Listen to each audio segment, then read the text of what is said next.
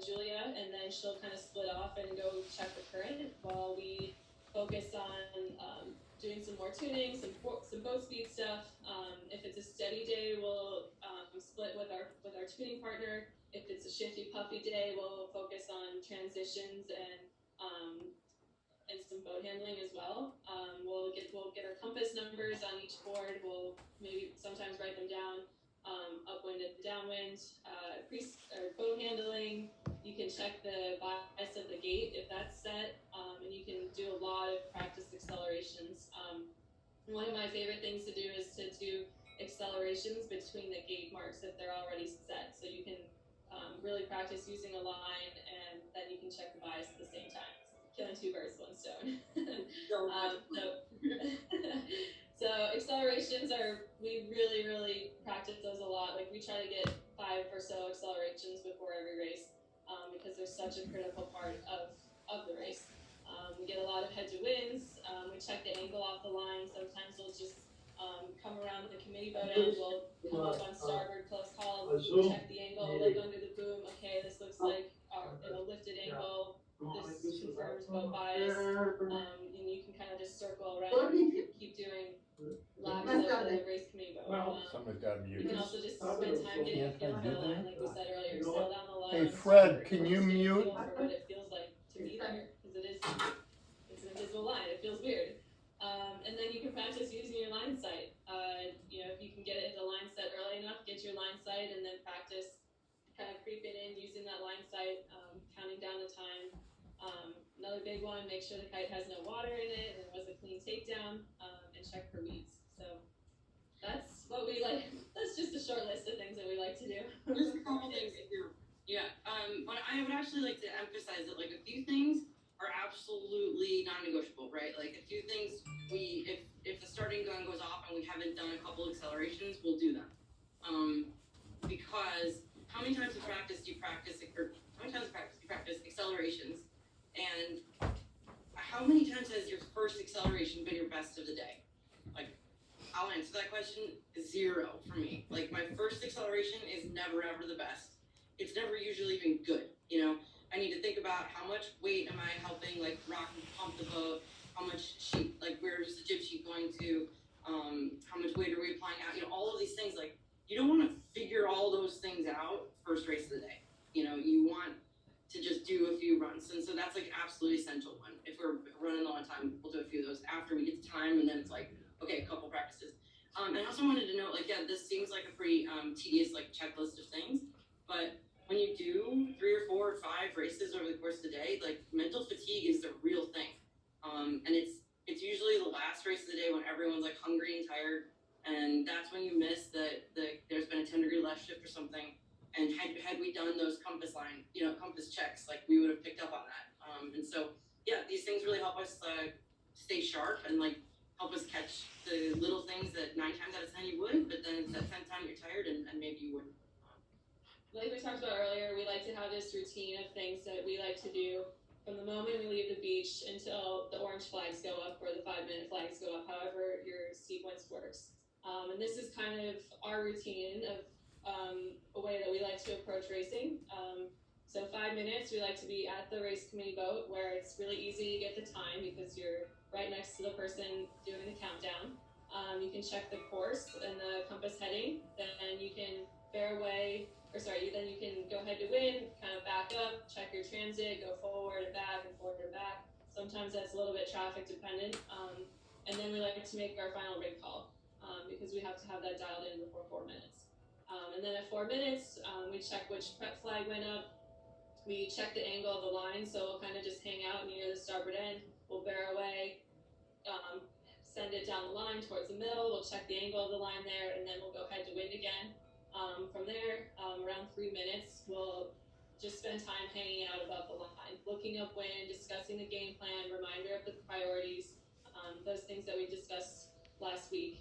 And then at 2 minutes, we'll do our final game plan call, and we'll split to a side. So we like being in the middle because if you say, okay, we really like the right, you can split off to the boat end pretty easily. If you like the left, you can split off to the pin end pretty easily. And that timing of that game plan might happen a little bit sooner. Let's say it's light air, we'd probably err on the side of being in our spot need to know the game plan sooner. But if it's a really puffy, shifty day, we're not going to make that final game plan call until 2 minutes. And then in 1 minute, we kind of started making our final approach to the line. We start dialing into the boats around us, our distance to the line, and our setup on the boats around us. And we kind of have this time as like a final bailout time. So 1 minute comes around and we're not liking the spot that we're in for whatever reason. We'll say, okay, it's time to start looking for a bailout. Because that's the amount of time we believe it takes to do a circle and get back to finding a good hole in the line. At 30 seconds, our attention kind of goes to where's our bow in relation to other boats. Are we bow out on boats? Are we bow behind on boats? And how is our gap to leeward? Do we have a good gap to leeward, or are we going to be struggling with that gap? And then 20 seconds, focusing on the pressure for the start. So Maggie's kind of looking towards both sides of the line, and I'm kind of looking forward. So I make a call on what pressure we're going to have, and then that affects our acceleration. If it's a really steady day, probably don't need to make a call. But if it's a really puffy, shifty day, then we'll make a call like pressure's up for this acceleration, or we're going to have really light acceleration here. And then Maggie goes controls on around 20 seconds.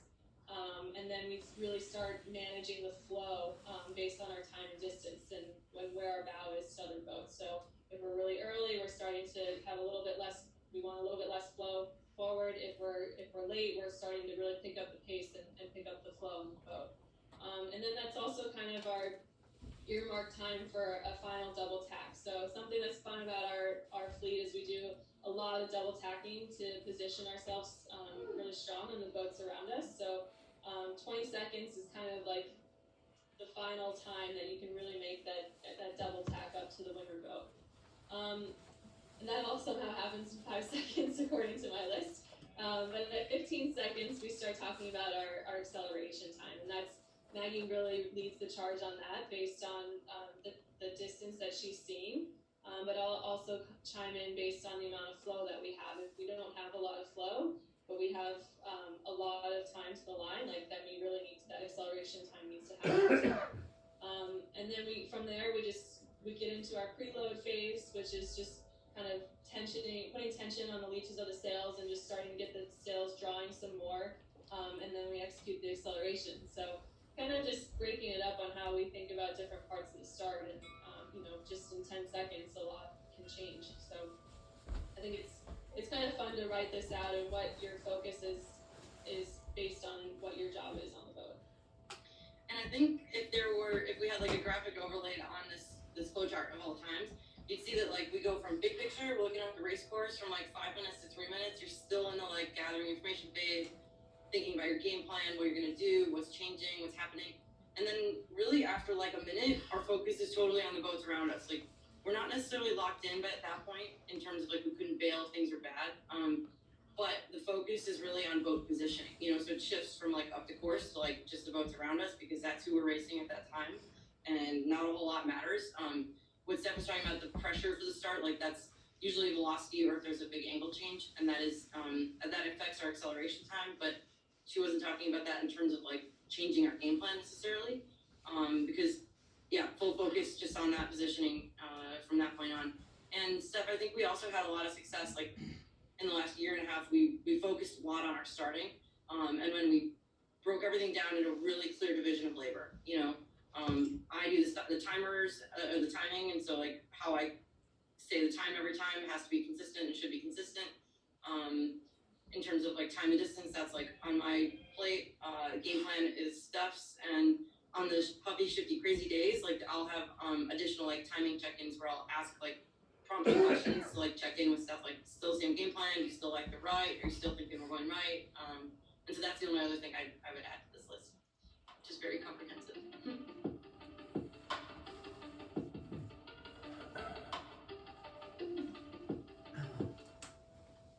Yeah, we'll see if we can get out of this. How many people have a checklist on their boat? Not me. How about you, Charlie? Yeah, Do you? It's laminated too. laminated. Well, I know I've seen a laminate for when you tune your boat, But I mean, you have a checklist, starting checklist, just like they are at the top. It's not just like that, they picked up some changes on there. Right. But, So one of the things that, cause Charlie and I sailed together, in the Sea Boat, and then we sailed together in the Yngling.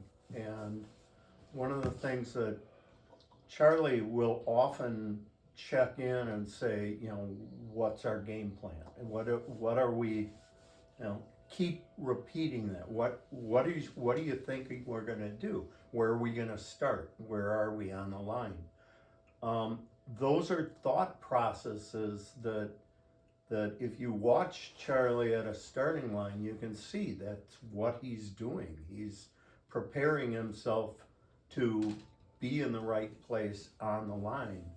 One of the things that I do and Charlie does is we'll both stand up, we'll look up the lake, we'll try and figure out where the wind is, what's coming down, what's the first puff that we're gonna have off the line.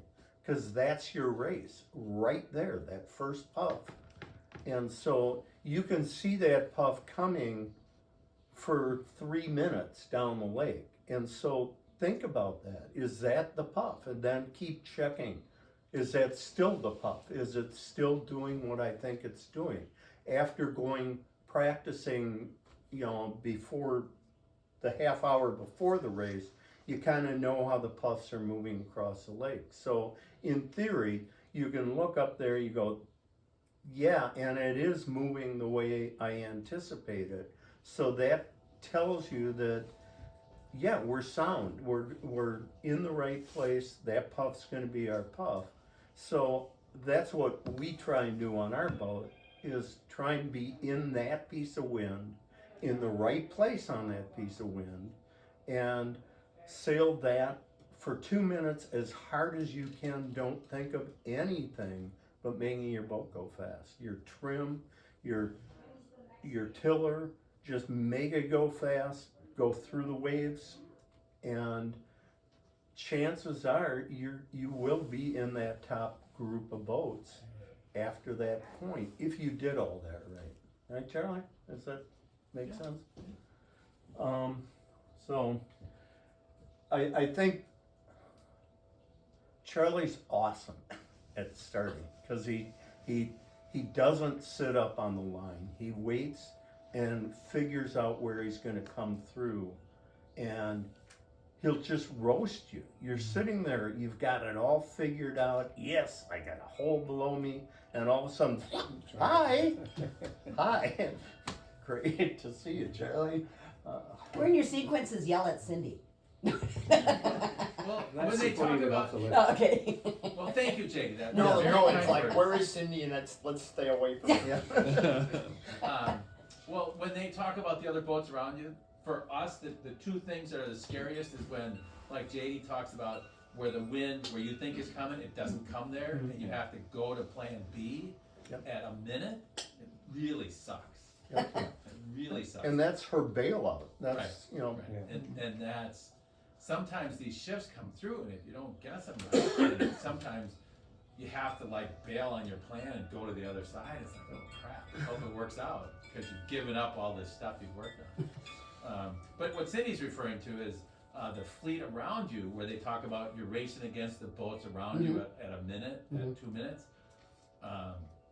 That's when I yell at you, when you maybe are pushing the rules a little bit, and so I tend to hopefully Remind me what they are. be polite in a respectful way. Versus me, who's just impolite always. But anyway, that's Respectfully. when she's talking about at a minute you're racing against the roast. That's when it's like, as Brian said, what is Cindy gonna do? And most of the time, when I say something to you in a polite way, you go on by, or you go behind me, or it's when you don't think about it that it causes a problem for me, which is why but if I'm disrespectful, please say so. Well, it's usually probably when we're at the line early and we're just luffing up there, and then you're coming up, we have to get right away. Right. Well, you're coming. You're kind of Down. marching.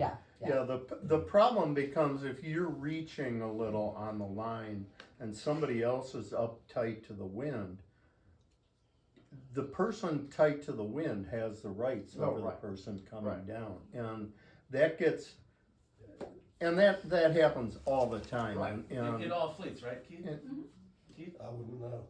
You know. Yeah, of course, yeah. And you know, every one of us do that. We Right. will try and sneak down a little or whatever, or try and get our boat moving. And I did that to Bolt last year, and it wasn't a good thing. He had all the rights, and I heard him, you know, and that you know, that's why there's rules. We already went through all that, but so this next video. But I think it raises the question that if you're to leeward put more to windward, and there's a boat coming down. Yeah. You know, if you make them go above you, Yeah. you're actually worse off, because A, they're over early, Yeah. and a lot of people don't know the going back rules. Right. B, they took out your wind, Mhm. so you might be better off not being competitive and reaching down with them as long as there's a gap, even though it's not what you choose to do. If there is a gap, If there is a gap, that's yeah. great. Yeah. Yeah, but It's so when so there being is nowhere to go and they're there, and now you're in trouble. So what you're saying is being right and slow isn't necessarily good. yeah, it's like when you drive, you can be right and dead. You know? Well, that's okay, as long as you are right. You say that on your That would be a perfect epitaph. He was right. Can you talk There, about your life overlap the bones rules of on the Salisbury line? Bay who died defending When, the at what point you can head the guy that's above you up? Yeah, we did talk about that with the rules seminar, and we can refresh that the minute at a starting line, there is no course per se. So there is no, you know, you can head somebody straight into the wind because there is no proper course.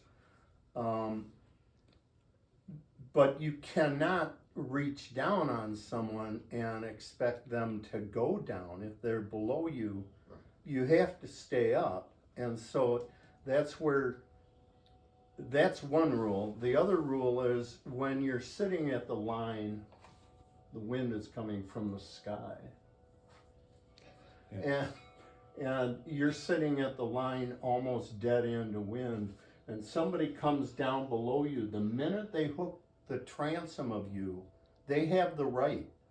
They now have right of way, and they can push you up. Well, if they came reaching, they have all their speed, so they can come up and they can just absolutely cut you off and then bear back off and make a great start. And so it's you know, the thing that isn't okay is this coming Right. across.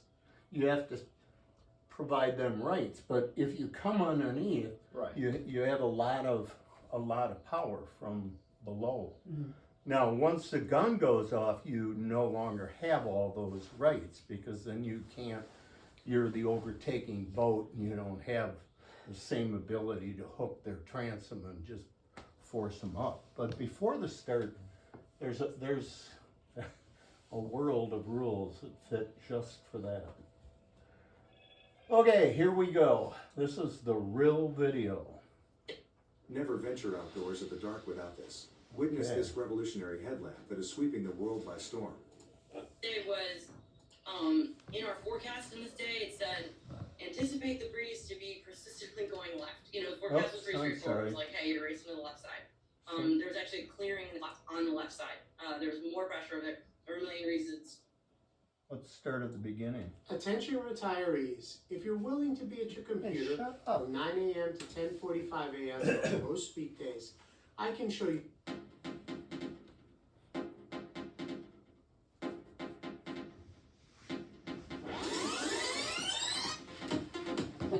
Wow.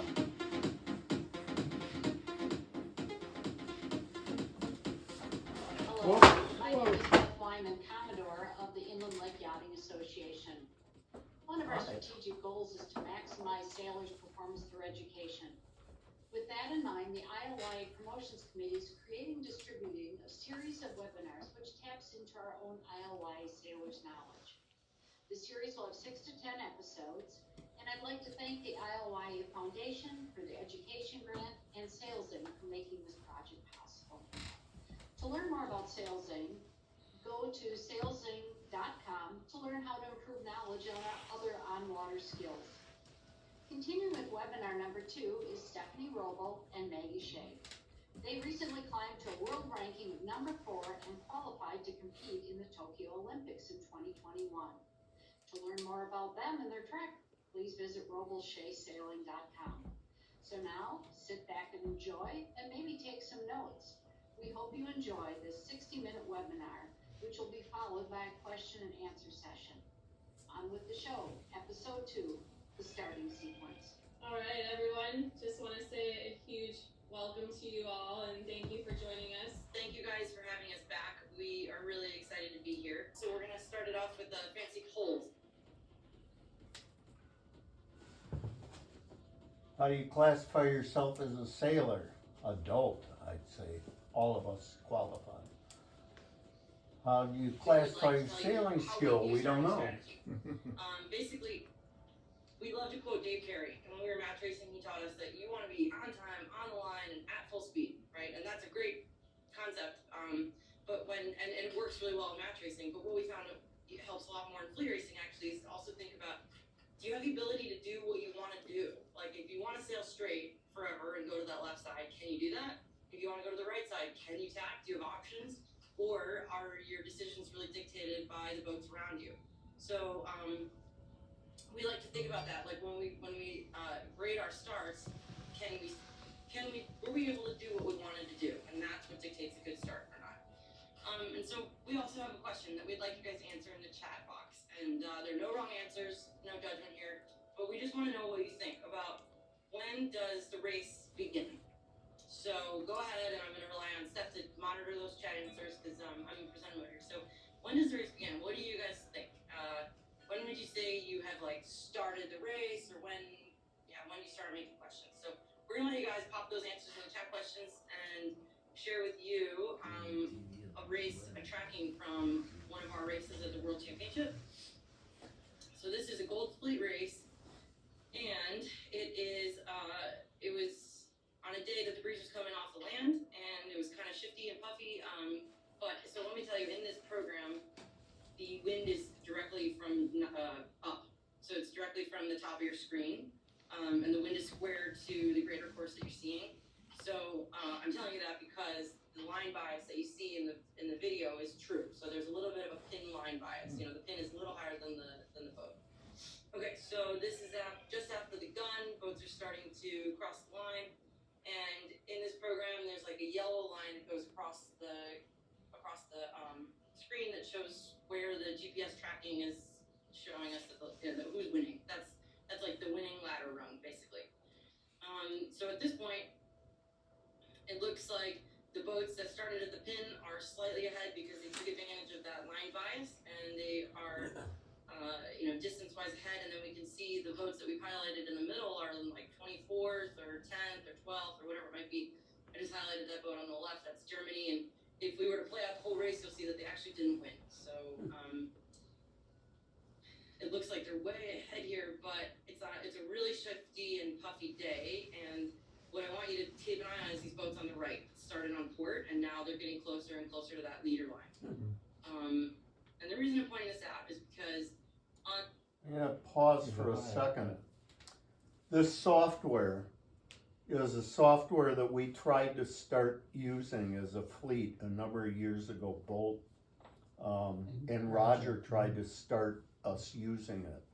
You put it onto your phone, and you turn it on, and you identify with your phone. It identifies what boat you are.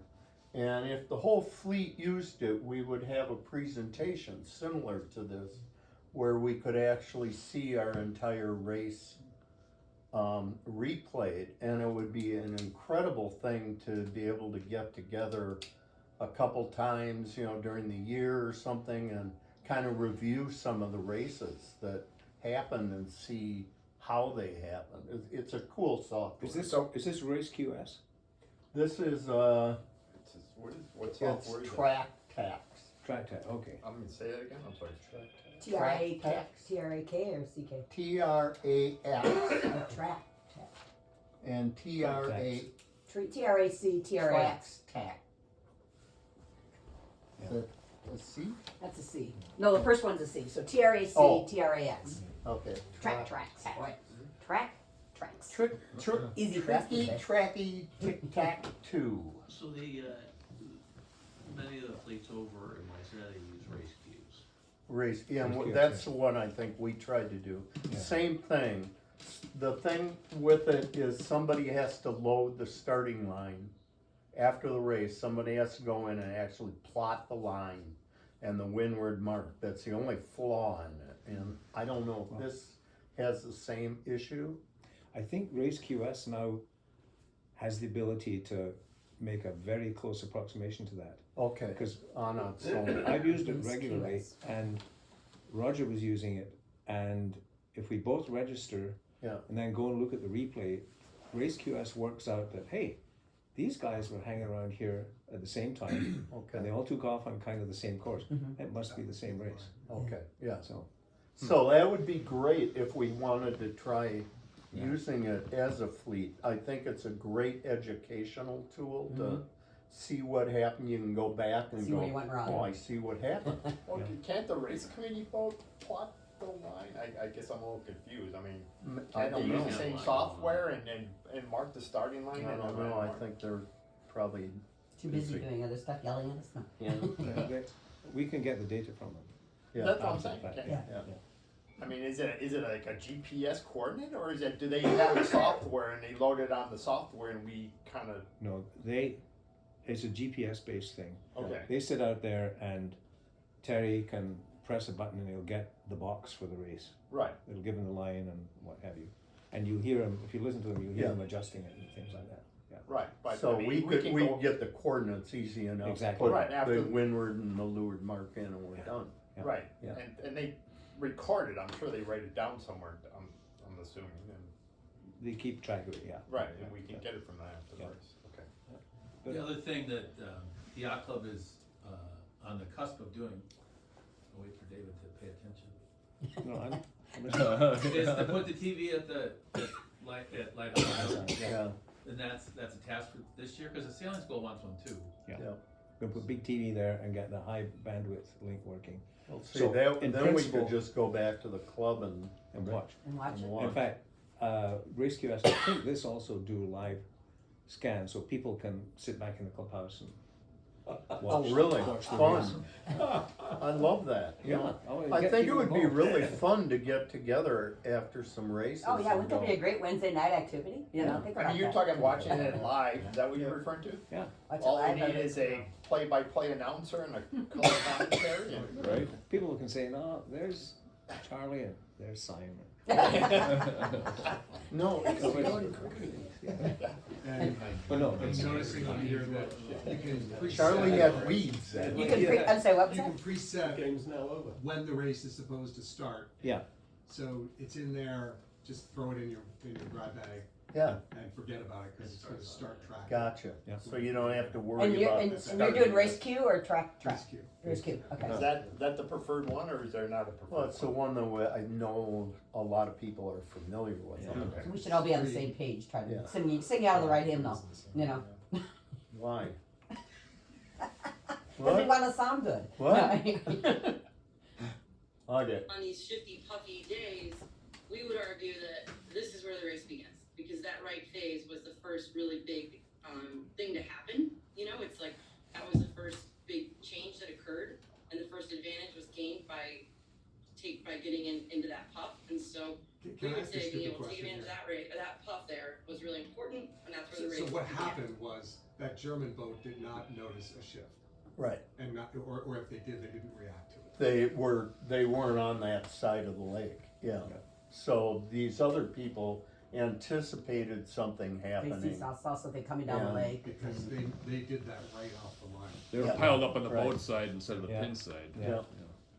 So you have, So this is that idea of 3 minutes ahead of time. Looking where the This wind's is coming. it's Yeah. gonna and look- one this of is the gonna things that change and- the Germans could have done is they were out there You could- well ahead. They could have You're tacked seeing Right. and tacked back and been on top of the entire fleet Right. Mhm. 1 minute off the line. Yeah.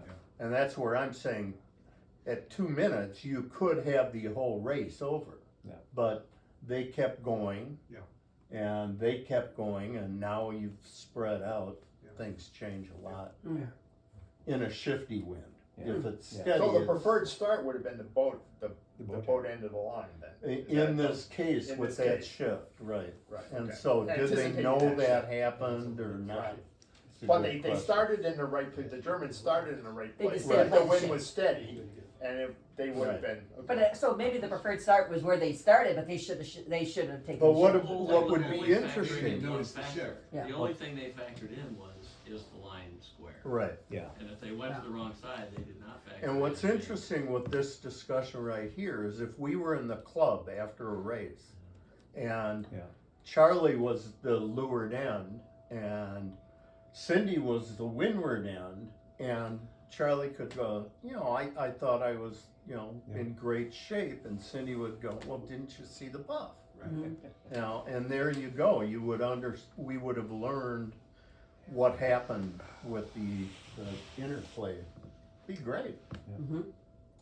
Love that.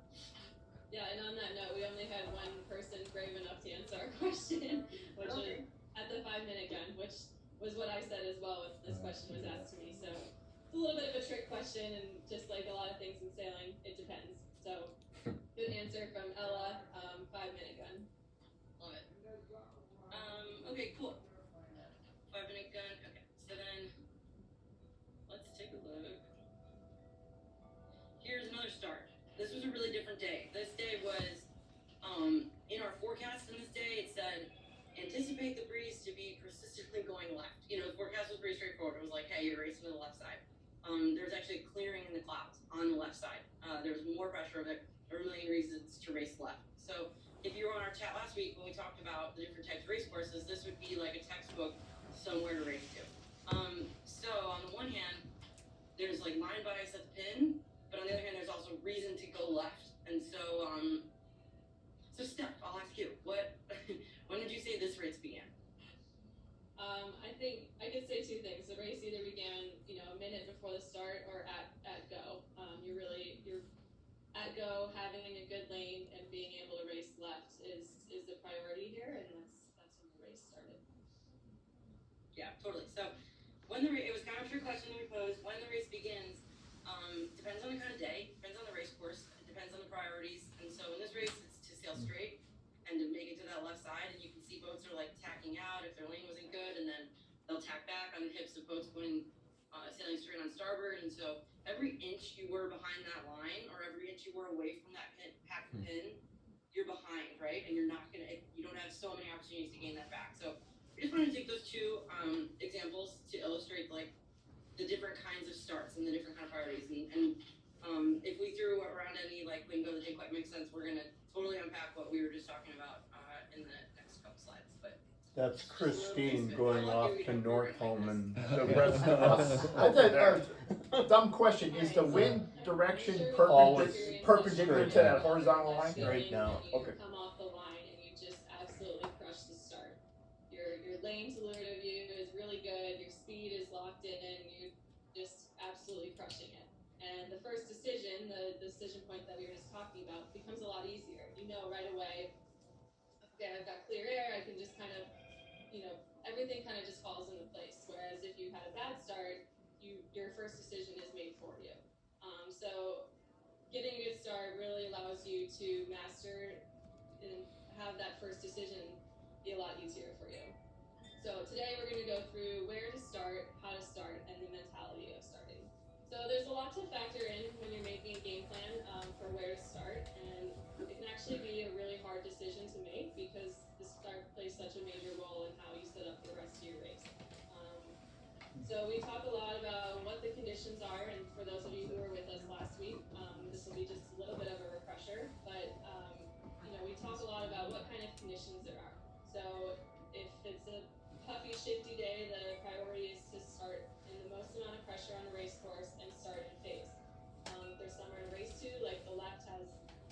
pressure because there's land over there.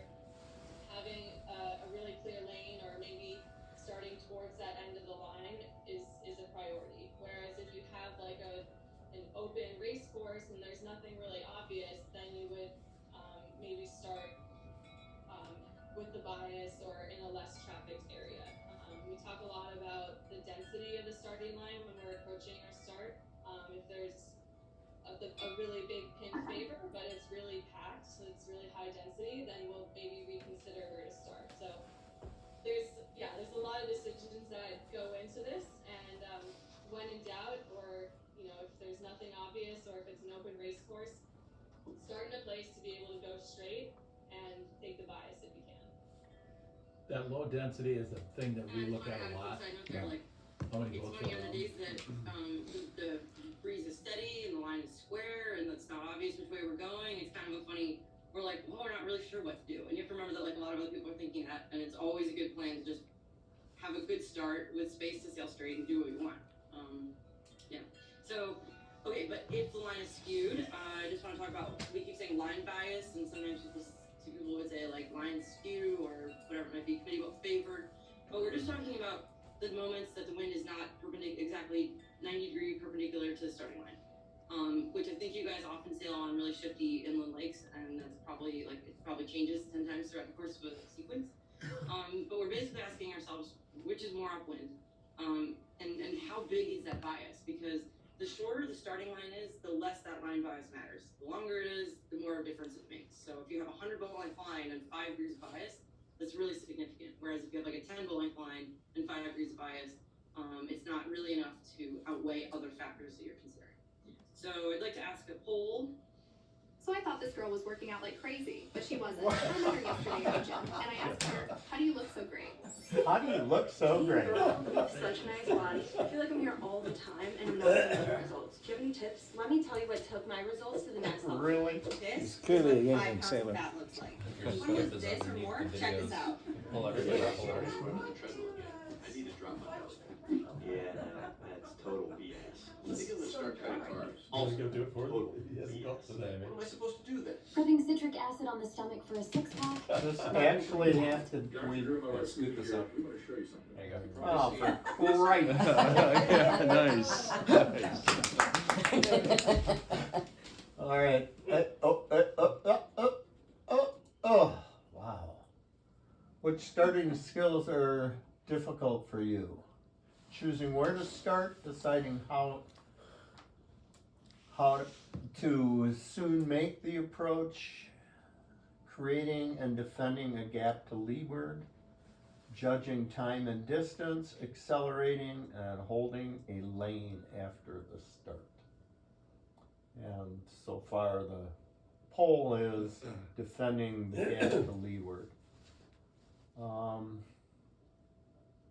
Yeah.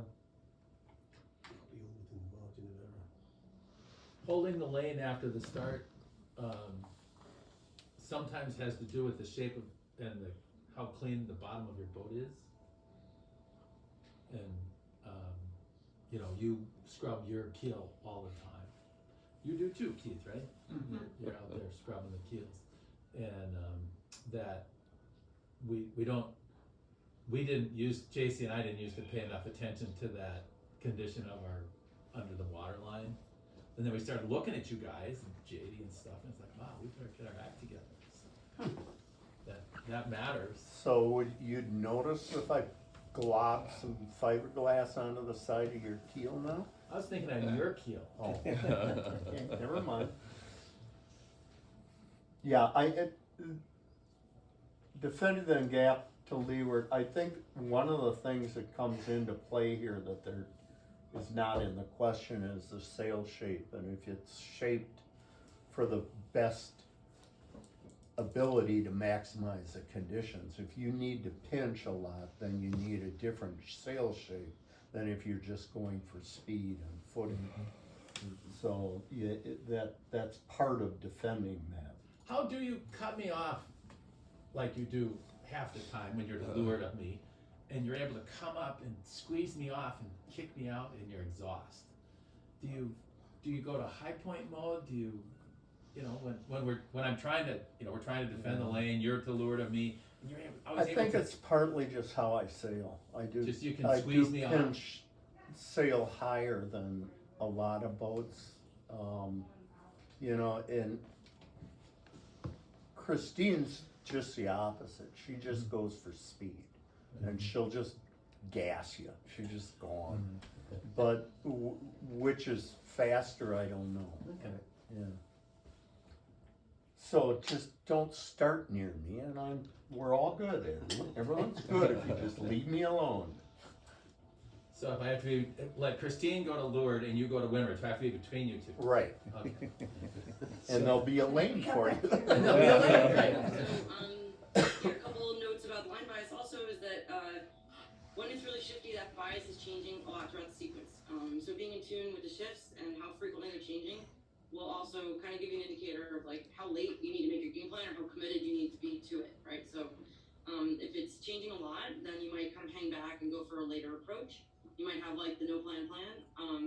But if it's not changing a lot, then you can kind of rely on the bias, and if it hasn't shifted, then, you know, even if you're finishing through the same starting line, you can, it's that reliable if it's not very shifty. I'm gonna stop for a moment again. She's talking about being in phase with the shifts. And on Minnetonka, that's a huge thing. You know, I mean, our wind is so shifty. So if you went out and prepared early, you have a feeling for what the shift timing is. And so now you're down at the start, and if you're doing some wind shots and going straight into the wind to see what direction the wind is, you should be able to have some feeling of, you know, are you on phase? And so when we go off the line, if the shifts are 5 minutes apart, and we go off the line and we're at the bottom end of that 5 minutes, and you know it's gonna come in on your bow more. If you plan on it over here, it's gonna come from over here.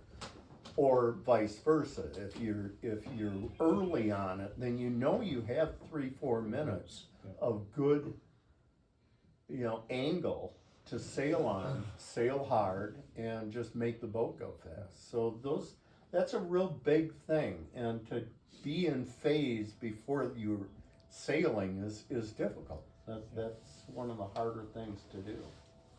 So how do you check the bias? I want to talk about that. On our boat, we keep it really simple. We basically go to where we think is the middle of the line. We put the boat head to wind. Steph checks the Windex at the top of the rig, make sure that's pointing into the wind. She keeps an eye on the jib, make sure that's in the end of the wind, and she'll tell me mark when at the moments that the bow is like directly into the wind. And that's a really big deal because if the bow's off by 5 or 10 degrees, then your line bias reading is all of a sudden pretty far off. So that's a kind of skill that is really important. And to share one of her tricks, in our boat, it's pretty nice to like go backwards and then you at least have like flow over the rudder. But I'll let her talk about that a little bit later. But so basically going head to wind, and then I stick my head between the chain plates, which is where the shroud's attached to the deck. That's a really good like line between those two objects, is definitely perpendicular to the center line of our boat, which should be in theory in line with the Windex when we're head to wind. And so I look out from those 2 points, and sometimes I'll put my arms out like this. You probably can't see because I'm gonna sorry, a webinar.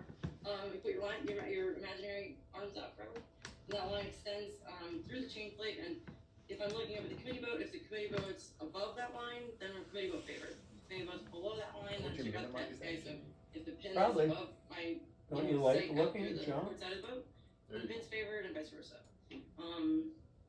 Yeah, I like to use those chain plates because it's like a really good reference point. Whereas if you just sit in the middle of the boat and stick your arms out, you have to be sure that like you are actually properly perpendicular to the boat, and you want to do it in the same place every time.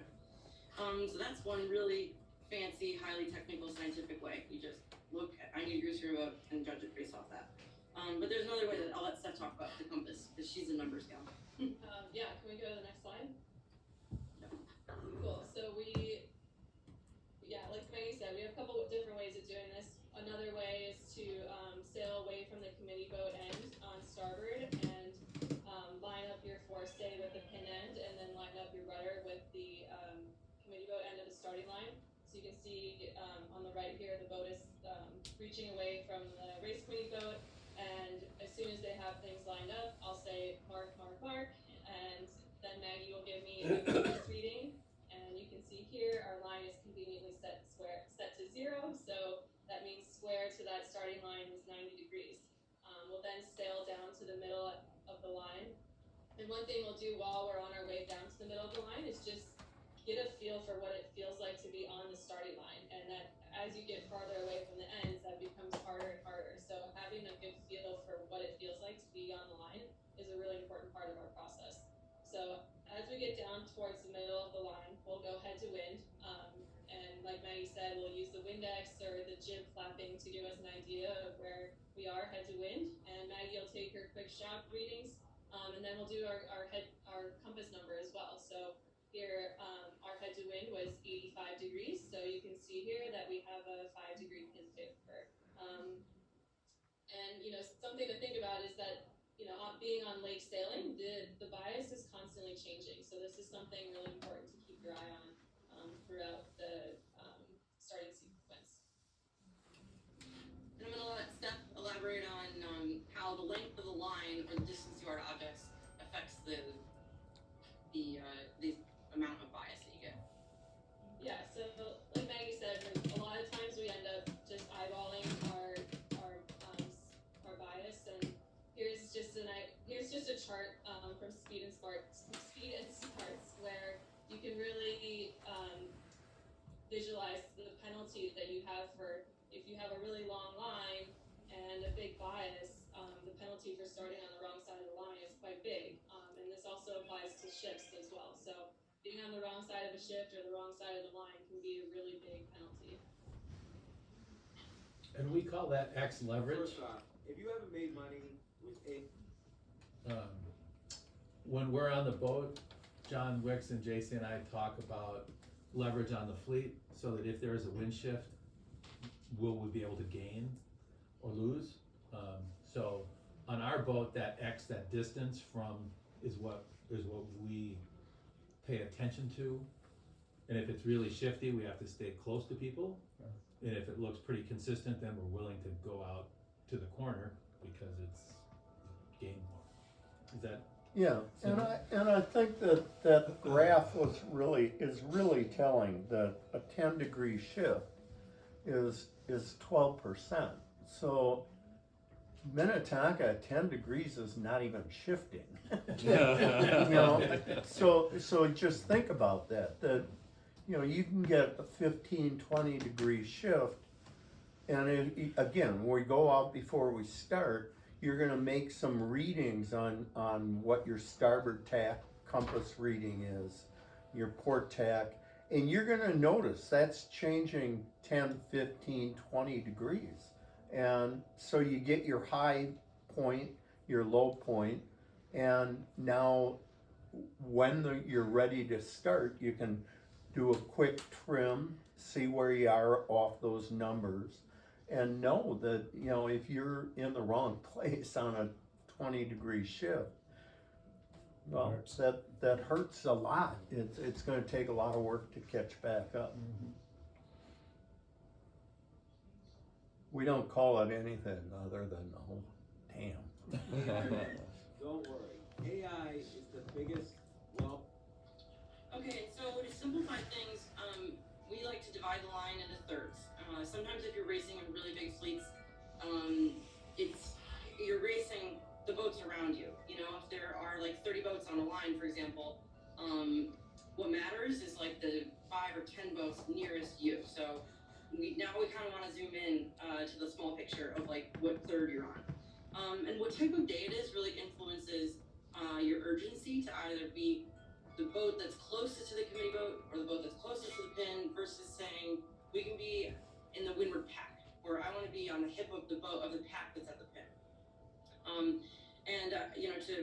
So to take kind of out what the you're next step, talking so about, say it's a really like steady hit, leveraging kind of like the one that we showed you at the beginning, third? that you had wind left. No, not at There's all. a huge advantage to being the boat at the pin, right?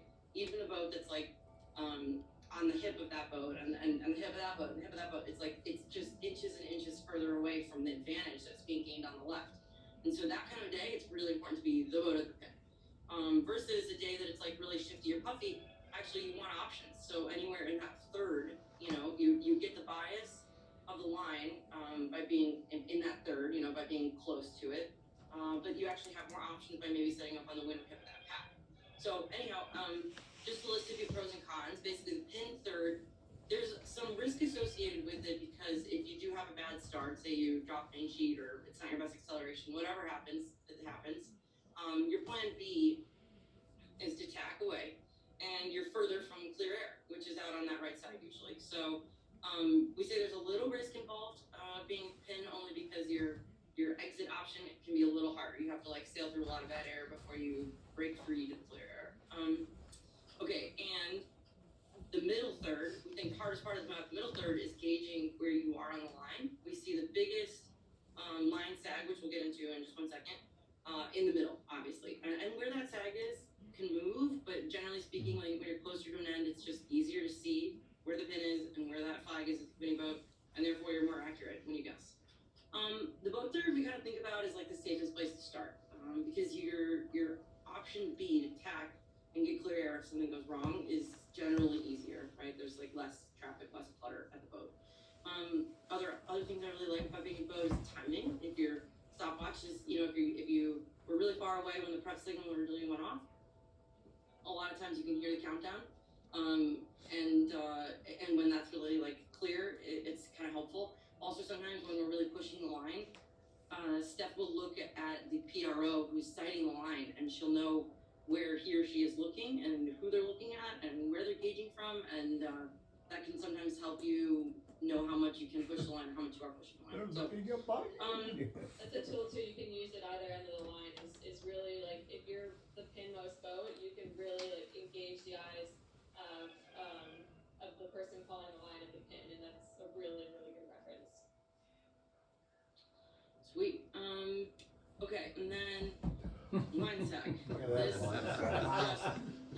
it just happens all the time, and we can't get rid of it. We can't deny it. We have to deal with it, right?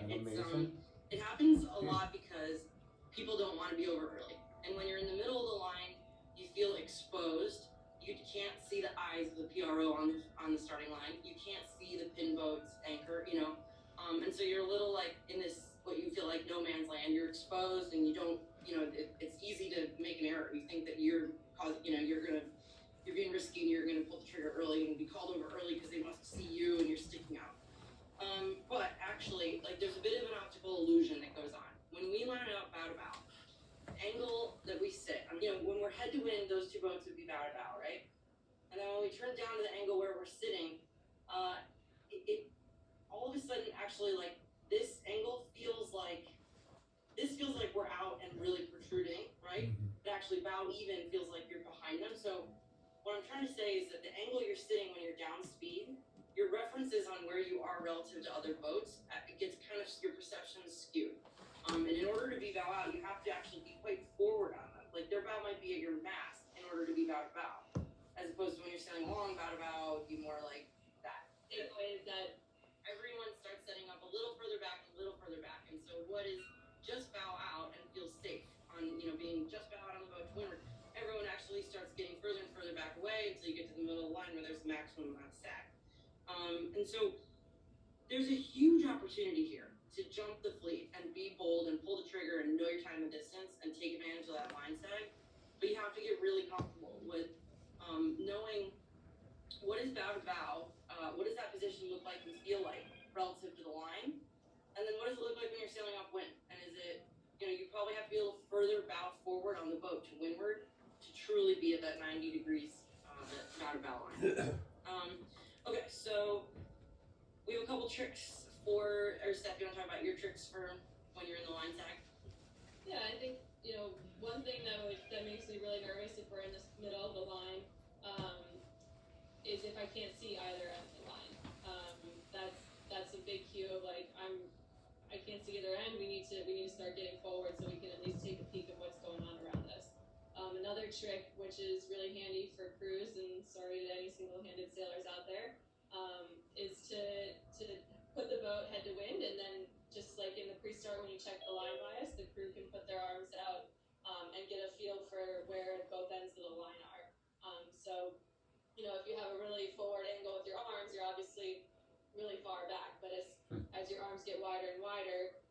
getting closer and closer to the line. And I think we had a question. Recording in progress. You're this way. Richard Peters. Oops. Hi, Richard.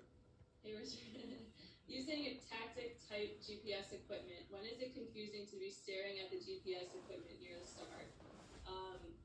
Yeah, that's a tough one because you certainly have to balance your feel versus what's being relayed to you on the GPS.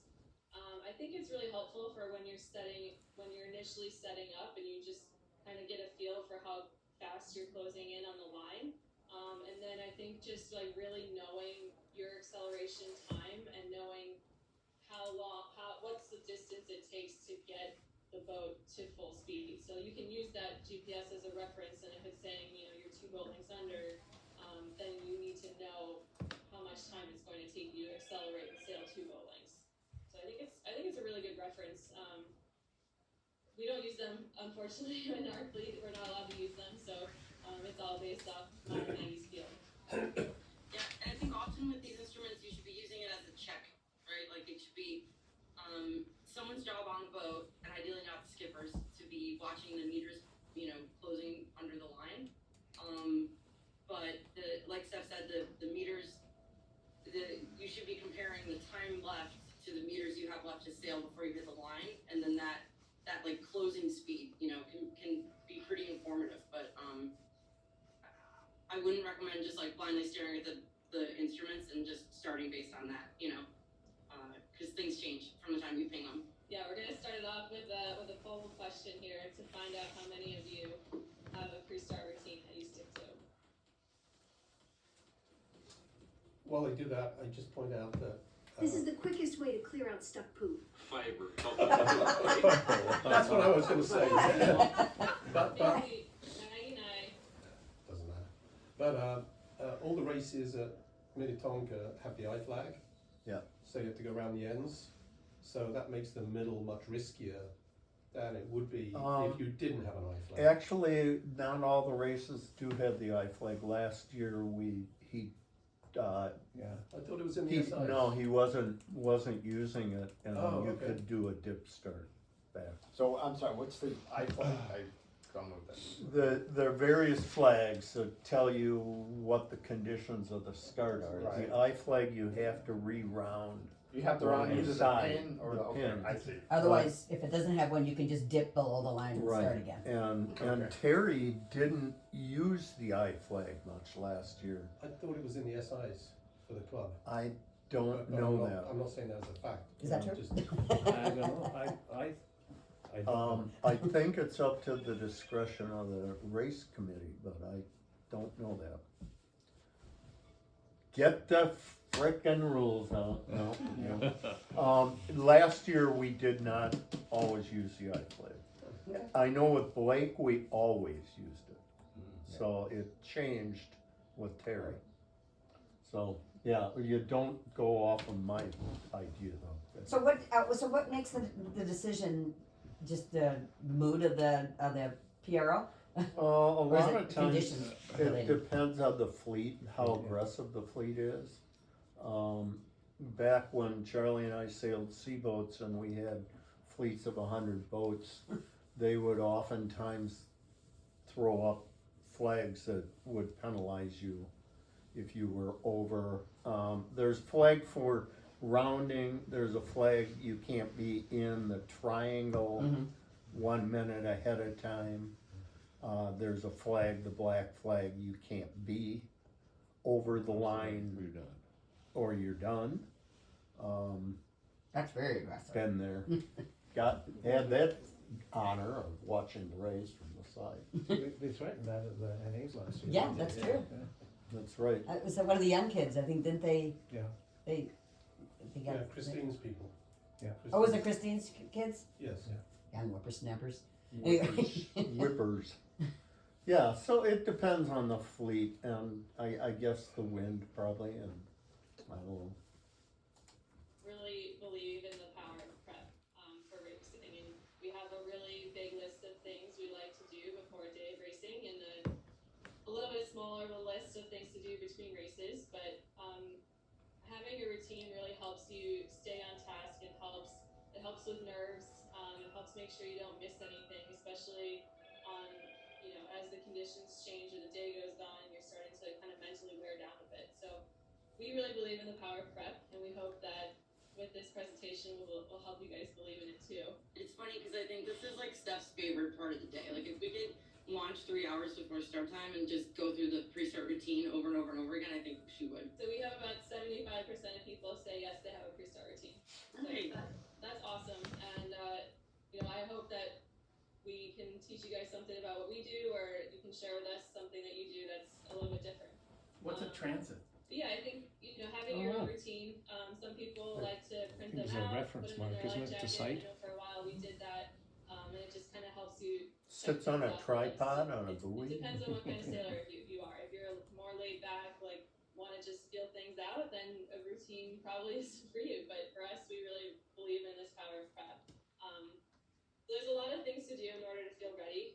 This is kind of our list of things that we like to do from when we leave the beach to basically when the first warning signal goes up or the orange flag goes up at 10 minutes. We'll immediately get out to the race course and get into some upwind tuning. We'll get the rig and sails dialed in for the different conditions with Julia, and then she'll kind of split off and go check the current while we focus on doing some more tuning, some boat speed stuff. If it's a steady day, we'll split with our tuning partner. If it's a shifty, puffy day, we'll focus on transitions and some boat handling as well. We'll get our compass numbers on each board. We'll maybe sometimes write them down. Anyone know if there's current downwind, up on Marquette? boat At handling. Marquette? You can check the bias of the gate if that's set. Probably. And you can do Something a lot to of practice think about. accelerations. One of my favorite things to do is to do accelerations between the gate marks if they're already set. So you can really practice using a line, and then you can check the bias at the same time. Killing two birds with one stone. So accelerations we really, really practice those a lot. Like we try to get 5 or so accelerations before every race because they're such a critical part of the race. We get a lot of head to winds. We check the angle off the line. Sometimes we'll just come around the committee boat end. We'll come up on starboard, close haul, check the angle, look under the boom. Okay, this looks like in a lifted angle. This confirms boat bias. And you can kind of just circle around, keep doing laps of the race committee boat. You can also just spend time getting a feel for the line, like we said earlier. Sail down the line on starboard and just get a feel for what it feels like to be there, because it's an invisible line. It feels weird. And then you can practice using your line sight. If you can get it at the line set early enough, get your line sight, and then practice kind of creeping in using that line sight, counting down the time. Another big one, make sure the kite has no water in it and was a clean takedown, and check for weeds. So that's what we like.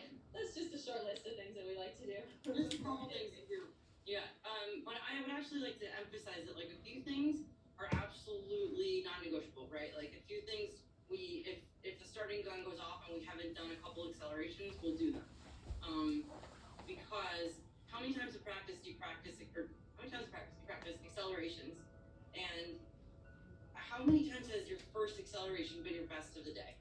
Like, I'll answer that question, 0 for me. Like, my first acceleration is never ever the best. It's never usually even good, I need to think about how much weight am I helping, like, rock and pump the boat, how much sheet, like, where is the jib sheet going to, how much weight are we applying out, all of these things, like, you don't want to figure all those things out first race of the day. You want to just do a few runs, and so that's, like, absolutely essential one. If we're running low on time, we'll do a few of those after we get the time, and then it's like, okay, a couple practices. And I also wanted to note, like, yeah, this seems like a pretty tedious, like, checklist of things, but when you do 3 or 4 or 5 races over the course of the day, like, mental fatigue is a real thing. And it's usually the last race of the day when everyone's, like, hungry and tired, and that's when you miss there's been a 10-degree left shift or something. And had we done those compass compass checks, like, we would have picked up on that. And so, yeah, these things really help us stay sharp and, like, help us catch the little things that 9 times out of 10 you would, but then it's that 10th time you're tired and maybe you wouldn't. Okay, so we keep throwing around line sight, so I just want to bring